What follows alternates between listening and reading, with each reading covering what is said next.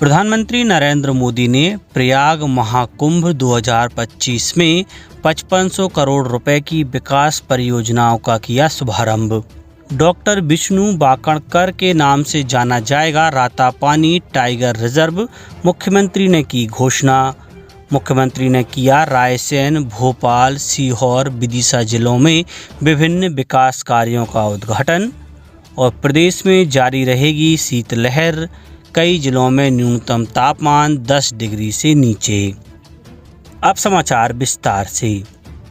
प्रधानमंत्री नरेंद्र मोदी ने कहा कि महाकुंभ 2025 एकता और समानता का ऐसा महायज्ञ होगा जो राष्ट्र का मार्गदर्शन करेगा और इसकी चर्चा पूरे विश्व में होगी। प्रधानमंत्री प्रयागराज के संगम क्षेत्र में महाकुंभ 2025 का औपचारिक उद्घाटन करने के बाद जनसभा को संबोधित कर रहे थे। महाकुंभ 2025 आधिकारिक रूप से अगले वर्ष 13 जनवरी से शुरू होकर 26 फरवरी तक चलेगा। इस अवसर पर प्रधानमंत्री ने लगभग 5500 करोड़ रुपए की विकास परियोजनाओं का शुभारंभ किया। इनमें प्रयागराज में बुनियादी ढांचे को बढ़ावा देने और निर्बाध संपर्क प्रदान करने की विभिन्न रेल और सड़क परियोजनाएं शामिल हैं। इस अवसर पर प्रधानमंत्री ने कहा कि महाकुंभ के दौरान प्रयागराज की पावन धरती पर एक नया इतिहास रचा जाएगा। प्रधानमंत्री ने कुंभ सहायक चैटबोट का भी शुभारंभ किया, जिसमें महाकुंभ मेला 2025 की गतिविधियों के बारे में श्रद्धालुओं को मार्गदर्शन और विस्तृत जानकारी प्रदान की जाएगी। उन्होंने कहा कि इस कुंभ को प्रौद्योगिकी और आर्टिफिशियल इंटेलिजेंस के संगम के लिए याद किया जाएगा। लोकसभा में भारतीय संविधान के 75 वर्षों की गौरवशाली यात्रा पर विशेष चर्चा शुरू हुई। चर्चा की शुरुआत करते हुए रक्षा मंत्री राजनाथ सिंह ने कहा कि भारतीय संविधान सामाजिक, आर्थिक, राजनीतिक और सांस्कृतिक जीवन के सभी पहलुओं को छूकर राष्ट्र निर्माण का मार्ग प्रशस्त करता है।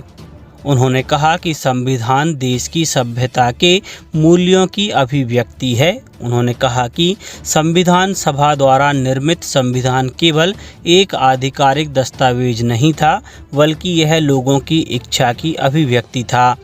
चर्चा में भाग लेते हुए कांग्रेस नेता प्रियंका गांधी वाड्रा ने कहा कि संविधान नागरिकों को सुरक्षित रखने के लिए सुरक्षा कवच है।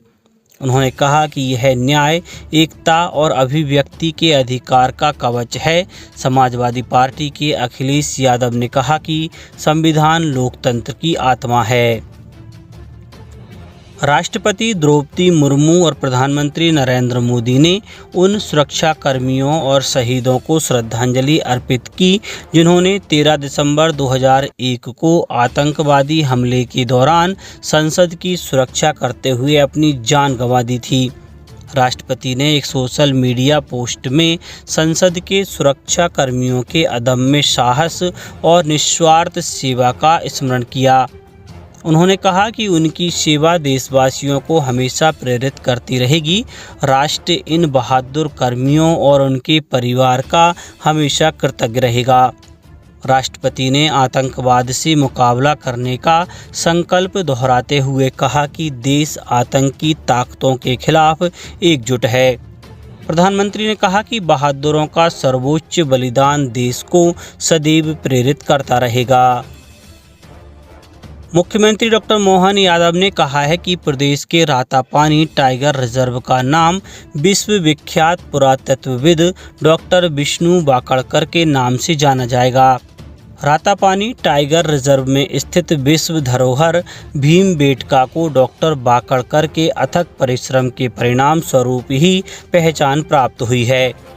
मुख्यमंत्री डॉक्टर यादव ने प्रदेश की वन्य जीव संपदा को और अधिक संपन्न करने के लिए रातापानी टाइगर रिजर्व की अनुमति प्रदान करने पर प्रदेशवासियों की ओर से प्रधानमंत्री श्री नरेंद्र मोदी का आभार व्यक्त किया है।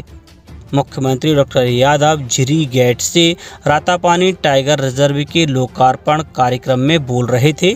मुख्यमंत्री ने टाइगर रिजर्व संबंधी जागरूकता के लिए आरंभ विरासत से विकास की बाइक रैली को कोलार रोड स्थित गोल जोड़ से झंडी दिखाकर रवाना किया।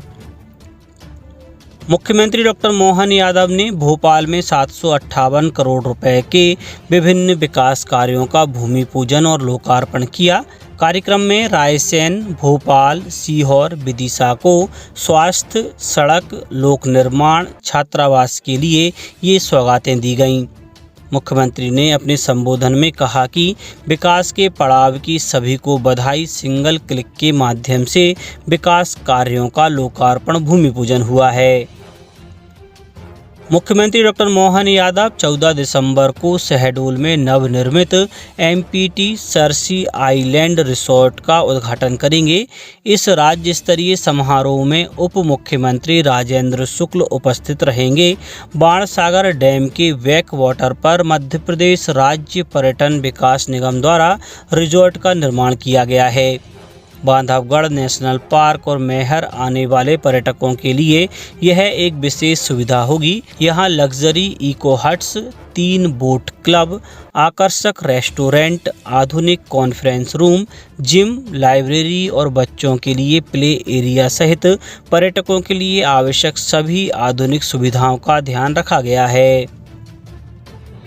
उपराष्ट्रपति जगदीप धनखड़ रविवार को मध्य प्रदेश के ग्वालियर में 2 दिवसीय दौरे पर जाएंगे। इस दौरान उपराष्ट्रपति ग्वालियर में जीवाजी विश्वविद्यालय में भू विज्ञान संग्रहालय का उद्घाटन और श्रीमंत जीवाजीराव सिंधिया की प्रतिमा का अनावरण भी करेंगे। केंद्र ने कहा है कि वर्ष 2017 में प्रधानमंत्री मातृ वंदना योजना की शुरुआत के बाद से 3 करोड़ 64 लाख लाभार्थियों के बीच 18,854 करोड़ रुपए वितरित किए गए हैं।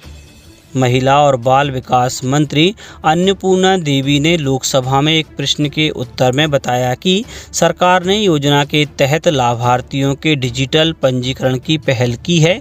उन्होंने कहा कि पंजीकरण के लिए एक मोबाइल ऐप लॉन्च किया गया है। साथ ही आंगनबाड़ी और आशा कर्मियों के पास भी सुविधाएं उपलब्ध हैं। अब बात मौसम की। प्रदेश में इन दिनों कड़ाके की ठंड पड़ रही है। मौसम केंद्र ने अगले 3 दिन भी शीतलहर का अलर्ट जारी किया है। रायसेन, सीहोर, विदिशा जिलों सहित 19 जिलों में शीतलहर के लिए येलो अलर्ट जारी किया गया है। भोपाल में न्यूनतम तापमान 7.8 डिग्री सेल्सियस रहा।